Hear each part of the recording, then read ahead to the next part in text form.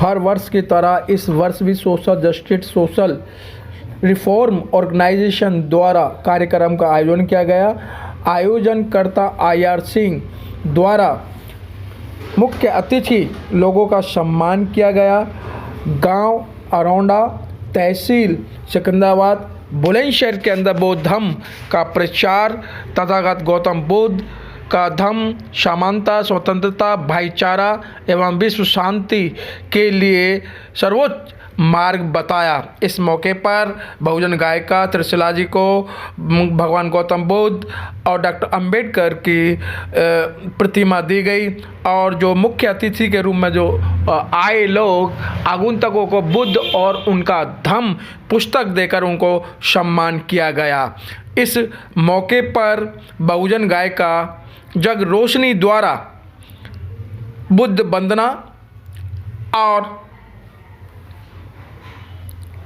भगवान गौतम बुद्ध की प्रतिमा के सामने मोमबत्ती जलवाकर बुद्ध वंदना का आयोजन किया गया। बुद्ध वंदना को सुनने के लिए समस्त गांव के लोग और आगंतुक दर्शक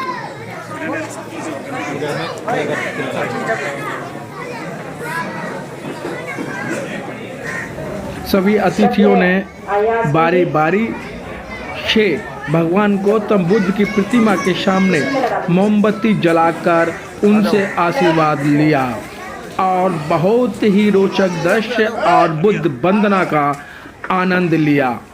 इस मौके पर आइए हम जानते हैं कि भगवान गौतम बुद्ध ने जो उपदेश दिए, जो मार्ग बताया, उस मार्ग पे चलने से लोगों का जो समाज है, डॉक्टर, इंजीनियर, अधिवक्ताओं ने अपने भाषण में, अपनी बातों में भगवान गौतम बुद्ध के मार्ग और धम्म की प्रशंसा करते हुए कहा कि यही ऐसा मार्ग है समतामूलक समाज का, भाईचारे का।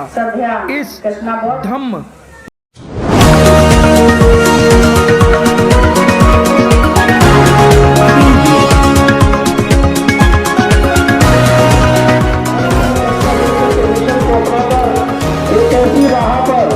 एक ऐसे मार्ग पर एक ऐसे समाज का निर्माण बना कर रहे हैं कि ऐसा समाज जो बेतोड़ है, बेजोड़ है, बेमिसाल है और बेहतरीन है, जो आपके लिए खुशियों को भविष्य में लाने की शक्ति रखता है। आप जानते हैं कि जब आप तथागत गौतम बुद्ध के धर्म को मानते हैं या बाबा साहब डॉक्टर अम्बेडकर के धर्म को मानते हैं तो आप एक ऐसे उजाले की आशा करते हैं कि जिससे आप लोग पूरी तरह से अपने जीवन में खुशहाली ला सके और हर प्रकार के वे लोग जिन पर सदियों से जुल्म, सितम, अन्याय, अत्याचार और शोषण किया गया है, ऐसे लोगों के लिए तथागत गौतम बुद्ध का, बाबा साहब डॉक्टर अम्बेडकर के मार्ग को एक औषधि के रूप में सुझाया जा सकता है। वे लोग जिस प्रकार हिमालय से गिरने वाली धारा को दुनिया की कोई भी ताकत समुद्र में मिलने से नहीं रोक सकती, उसी प्रकार दुनिया की कोई भी ताकत इस बहुजन समाज को, मूल निवासियों को, भगवान बुद्ध के धर्म को नहीं रोक सकती है। और संसार में कोई भी पहाड़ या पर्वत इतना बड़ा नहीं है जो किसी सूर्य के प्रकाश को रोक सके। इसलिए संसार के अंदर बाबा साहब और भगवान बुद्ध का जो धर्म है वो बड़ी मजबूती से और बड़ी तेजी से भारत में फैल रहा है। आपको मैं कहना चाहता हूं कि जब कार्ल मार्क्स की मृत्यु हुई तो उसके साथ में मुश्किल से 14 और 5 व्यक्तियां थे, लेकिन जब बाबा साहब का परिनिर्वाण हुआ तो लगभग 5 से 6 लाख लोग थे। 6 लाख लोग बाबा साहब के मिशन को पूरी दुनिया में न फैला पाए जितना कि कार्ल मार्क्स को पूरे संसार के अंदर एंजल्स और उसके साथियों ने फैला दिया। आप ये समझते हैं कि जब आपको ये पता है कि ये रास्ता ही हमारे लिए सर्वप्रथम सबसे अच्छा है तो हमको इस मार्ग पर चलना चाहिए। ये हमारे पूर्वजों का धर्म है और ये बाबा साहब डॉक्टर अम्बेडकर ने इस बुद्ध धर्म को वैसे ही परखा है जैसे किसी सुनार किसी लोहे को काट कर, पीट कर, रगड़ कर, तपा कर और घिस कर परखता है। तो मैं आपको बताना चाहता हूं कि धर्म हर प्रकार से गंदगी को, गुलामी को और गरीबी को दूर करता है। एक एग्जाम्पल मैं आपको बताऊंगा कि जब हालैंड पर जर्मन ने आक्रमण करा, हिटलर ने आक्रमण करा, तो हालैंड वासियों ने, नीदरलैंड के लोगों ने कहा कि हम मर जाएंगे लेकिन गुलाम नहीं बनेंगे। उन्होंने दीवारों को तोड़ दिया और जर्मन की फौज को अपने साथ समुद्र में डुबा के मार दिया।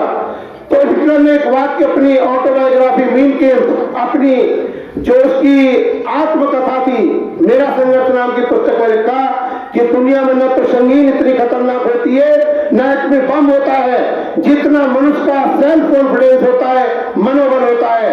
अगर दुनिया का कोई भी मनुष्य जो मरने के लिए एक बार तैयार हो जाए तो दुनिया की कोई भी शक्ति कदापि उसे गुलाम नहीं बना सकती।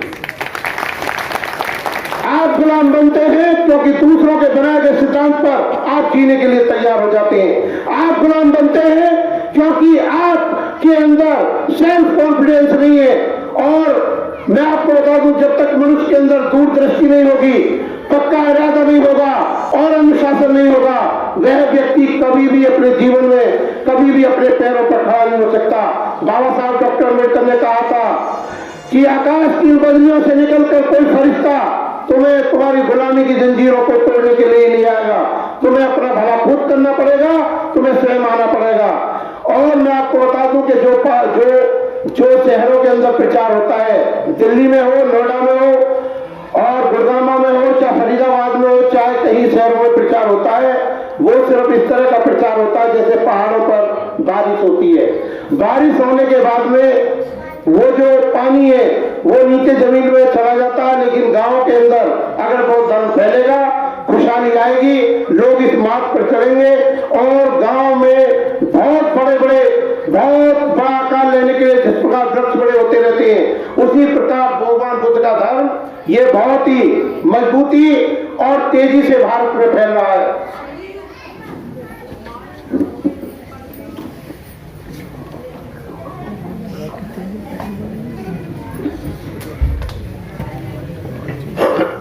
धर्म के फैलने के संबंध में आपको बताना चाहता हूं कि जब आप बौद्ध धर्म को फैलाने की बात करते हैं, बाबा साहब की सामाजिक क्रांति की बात करते हैं, तो इसमें अर्थशास्त्र या इकोनॉमिक्स का कोई कानून लागू नहीं होता।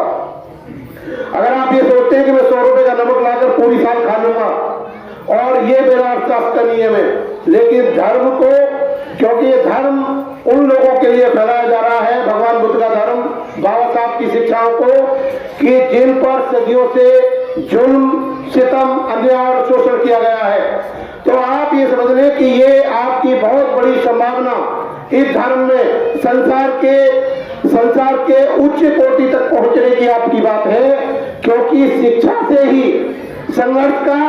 शिक्षा के माध्यम से ही संघर्ष का मार्ग खुलता है और शिक्षा से ही आपके संगठित होने का मार्ग खुलता है। मैं आपको बताता हूं, जो रशियन थिंकर है वो जो है क्रॉपकिन, उन्होंने कहा है कि संसार के अंदर जो संघर्ष है और सहयोग है, उन्होंने एक थीसिस लिखा है, जे कॉपरेशन एंड स्ट्रगल, संघर्ष और सहयोग। कोई भी संसार के अंदर कोई भी संघर्ष बिना सहयोग के संभव होना नहीं है। अगर किसी नेता को आप एक वोट ना दो तो उसका कोई भी सब संघर्ष उसका बेकार है। इसलिए संघर्ष जभी तक है जब तक आप उसको सहयोग करते हो। जो ग्रामीण एरिया का मामला है, ग्रामीण एरिया के समीकरण भारत में दूसरे हैं। यहाँ पर लोगों के विद्वान की जरूरत है। वहां पर जिस प्रकार समुद्र में बारिश बेकार होती है और खाना खाए हुए व्यक्ति को भोजन देना बेकार होता है, उसी प्रकार ग्रामीण एरिया में आपके ज्ञान की और सहयोग की जरूरत है। जो श्रेष्ठ विद्वान पुरुष हैं उनको ग्रामीण एरिया में आकर धर्म का प्रचार करना चाहिए और ये धर्म का प्रचार हमें उसी प्रकार जोड़ता है कि जिस प्रकार सोने को आसानी से जोड़ा जा सकता है, तो धर्म के प्रचार की आपको बहुत जरूरत है। दूसरी बात यह है कि आप लोगों को जो विद्वान है, हमारे शहर के लोगों को, जो भी दिल्ली एनसीआर की टीम के लोग हैं, उन्हें ग्रामीण एरिया में एजुकेशन का महत्व समझाना चाहिए, शिक्षा का महत्व समझाना चाहिए। जब हम कहते हैं बुद्धं शरणं गच्छामि, जब हम कहते हैं धम्मं शरणं गच्छामि, जब हम कहते हैं संघं शरणं गच्छामि, तो आम भाषा में बाबा साहब ने इसको जो एजुकेट कहा है, बुद्धं शरणं गच्छामि का अर्थ ये एजुकेटेड है, बुद्ध से मतलब शिक्षित होने का है, क्योंकि पाली भाषा 2500 साल पुरानी है और पाली गांव को कहते हैं बुद्ध की भाषा में। तो ये 2500 साल पुरानी जो भाषा है, बाबा साहब ने बुद्धं शरणं गच्छामि को ये कहा है कि शिक्षित बनो, एजुकेट हो। इस बात को कहा जब वो धम्म की बात करते हैं, संघर्ष की बात करते हैं, जब वो संगठन की बात करते हैं, संगठित होने की, ऑर्गेनाइज होने की, तो संघं शरणं गच्छामि का ही आधुनिक रूप है। और आपके जो डीएनए है, आपका जो रक्त है, उसके अंदर जो भी ब्लड ग्रुप पाया जाता है, जितने भी मुस्लिम है भारत के, वो सब बौद्ध धर्म से ही मुस्लिम बने हैं। और वापिस मुस्लिमों का बहुत बड़ा रुझान देश में बौद्ध धर्म के प्रति हो रहा है। कमल हसन जो इंटरनेशनल हीरो हैं, उनकी लड़की स्वयं बौद्ध बन गई है। तो आप ये देखें कि जब भी आप में बुद्धि बात होगी, जब भी आपको बुद्धि की बात होगी, आप बौद्ध धर्म के बनने के मामले में आप देखेंगे कि 1936 का बाबा साहब के भाषण है, उन्होंने कहा कि गांव में अगर 2 मुसलमान के लोग होते हैं, 2 मुसलमान के घर होते हैं, तो पूरे गांव की हिम्मत नहीं होती कि 2 मुसलमानों पर अत्याचार करा जाए, क्योंकि उसके पीछे डरते हैं कि मुस्लिम कंट्री देश पर हमला न कर दे, कहीं आसपास के मुस्लिम देश के लोग आके न करते। जब आप बौद्ध धर्म से मिलोगे तो पूरी तो पूरी जो है पूरी आप देखेंगे, पूरी तरह से आप लोग पूरी तरह से पूरे इंटरनेशनल रूप से जुड़ेंगे। और बुद्ध का मैं आपको बता दूं कि दिनों में भी एक बुद्ध का नाम है, जैसे कि मंगल बुद्ध इस तरह का दिन का नाम है। और आकाश की ग्रह में भी ग्रह बुद्ध नाम की एक सैटेलाइट है, एक ग्रह है।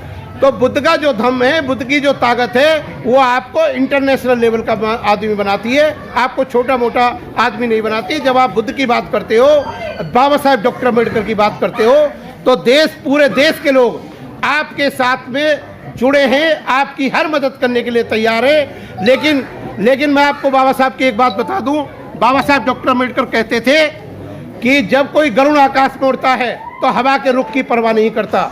जब आप समाज के लिए काम करते हो, जब आप देश के लिए काम करते हो, आप देशभक्ति के लिए काम करते हो, किसी व्यक्ति के कल्याण की बात करते हो, तो मैं आपको कहता हूँ पूरा अस्तित्व, पूरी जमीन आपका मदद करती है।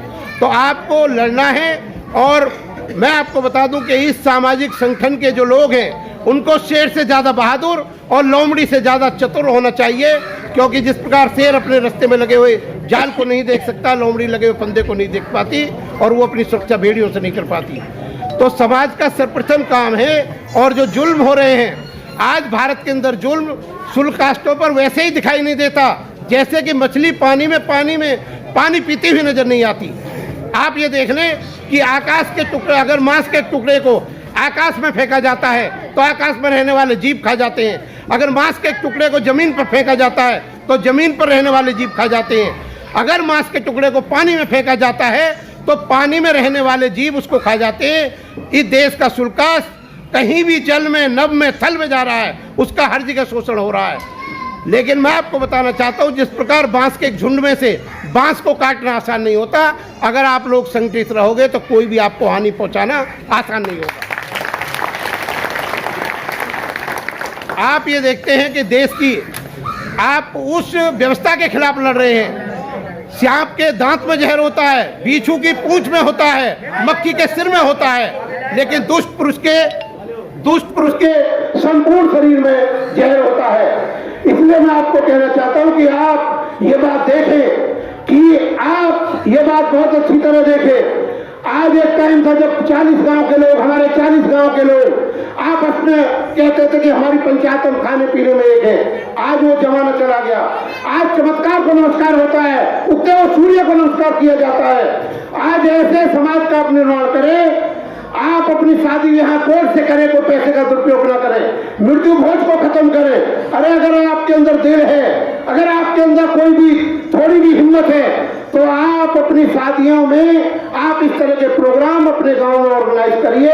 हमसे जो मदद होगी हम किताब से, फोटोओं से, बोलने से आपकी मदद करेंगे। दूसरी सबसे महत्वपूर्ण बात आप लोगों के लिए है, जब आप 10 लाख की 20 लाख की गाड़ियां शादी में दे रहे हो, तो आप एक 10-15 किलो की मूर्तियां बाबा साहब की और भगवान बुद्ध की अपने लड़के लड़कियों की शादी में दो, ताकि कहीं पूजा पाठ हो, कहीं वंदना हो, वहां पर ऐसे छोटे आकार की मूर्तियों को दिया जा सके। और आप समझते हो कि जगह की कमी होने के कारण हम इतनी छोटी जगह पर अपना प्रोग्राम रख पाए हैं, लेकिन हम निराशित नहीं हैं। हम जानते हैं कि बौद्ध धर्म का मतलब ही है जो बढ़ता जाए, जो पूरे संसार में फैलता जाए। और मैं आपको बताना चाहता हूं कि जब एक विद्वान हमारे यहाँ के जो रामेश्वरम तीर्थ जापान में गए, तो जापान में उन्होंने देखा एक पेड़ की आयु कम से कम 300-400 साल है, लेकिन उसकी ऊंचाई 3 फुट से ज्यादा नहीं है, 4 फुट से ज्यादा नहीं है। तो स्वामी तीर्थ ने, राम तीर्थ ने पूछा कि पेड़ की उम्र तो 400 साल है, लेकिन इसकी ऊंचाई 4 फुट से ज्यादा क्यों नहीं है? तो जापान के बानी ने बताया कि हम इसकी जड़ों को काट देते हैं। जिन वृक्षों की जड़ काट दी जाती है, वो वृक्ष कभी आकाश की तरफ वो वृक्ष नहीं उग पाते हैं। आपकी जड़ें काट दी गई है, आपकी जमीन भूमि सब छीन ली गई है। आप केवल शिक्षा के माध्यम से ही आप अपने आप को ऊंचा उठा सकते हो। आपको मुआवजा मिलने के लिए सरकार में कोई खेती की जमीन नहीं है कि जो आपको मुआवजा मिलेगा। Only education is only weapon for your Paramount welfare. केवल शिक्षा ही एक ऐसा माध्यम है जिससे आप अपने चतुर्मुखी विकास कर सकते हो। और दूसरी बात मैं आपको ये बताना चाहता हूँ कि रूस के वैज्ञानिक ने एक बहुत बड़ा एक्सपेरिमेंट करा। उबलते हुए पानी में एक मेढक को रखा, तो मेढक उसी पानी में उबल उबल के मर गया, बाहर न निकला। जब उबलते हुए पानी में एक मेढक को रखा, तो मेढक एकदम उछल के दूसरी तरफ जाके पड़ा। तो रूस के वैज्ञानिक इस निष्कर्ष पर पहुंचे कि अगर कोई आदमी, जैसे उसने गर्म पानी में मेढक को रखा, मेढक उछल के एक तरफ गया, तो रशियन साइकोलॉजिस्ट वैज्ञानिक इस निष्कर्ष पर पहुंचे कि अगर कोई आदमी गुलामी के खिलाफ बगावत करेगा, तो गुलामी ना उसके बच्चों में आएगी ना उसमें आएगी। दूसरे एक्सपेरिमेंट में उन्होंने ठंडे पानी में धीरे धीरे मेढक को गर्म करा और मेढक उसी में उबल कर मर गया। तो वैज्ञानिक साइकोलॉजिस्ट इस निष्कर्ष पर पहुंचे कि अगर आप गुलामी को सहन करोगे तो उसी में घुट घुट के मर जाओगे। इसलिए शायर ने कहा है, अरे न तरफन की अर्जी है न फरियाद की, अरे न तरफन की अर्जी है न फरियाद की, और घुट घुट के मर जाए मर्जी है मेरे सैयाद की। आपकी रक्षा कोई सरकार नहीं करेगी। आपकी रक्षा आप अपने एजुकेशन के द्वारा ही अपनी रक्षा कर सकते हो। आप हमेशा आशावान रहे हो, आपने बच्चों को पढ़ाया है, आप बच्चों को पढ़ाइए और बच्चे सबसे ज्यादा आपका भला करेंगे। और आपके पास जो वोट का अधिकार बाबा साहब ने दिया है, उस वोट के अधिकार का आप सदुपयोग करें, उससे ही आपका भला होने वाला है। अगर आप अपने वोट को वैसे ही बेकार में डाल दोगे तो आपका कभी कोई भला कोई ना ईश्वर करेगी, ना आत्मा करेगी, ना परमात्मा करेगी। सभी भाइयों के लिए बहुत बहुत धन्यवाद जो आए हैं। अभी इसी बीच में मैं आदरणीय भंते जी से कहूंगा कि 10 मिनट में अपनी बात कहें। पूजनीय भंते जी, बहुत बहुत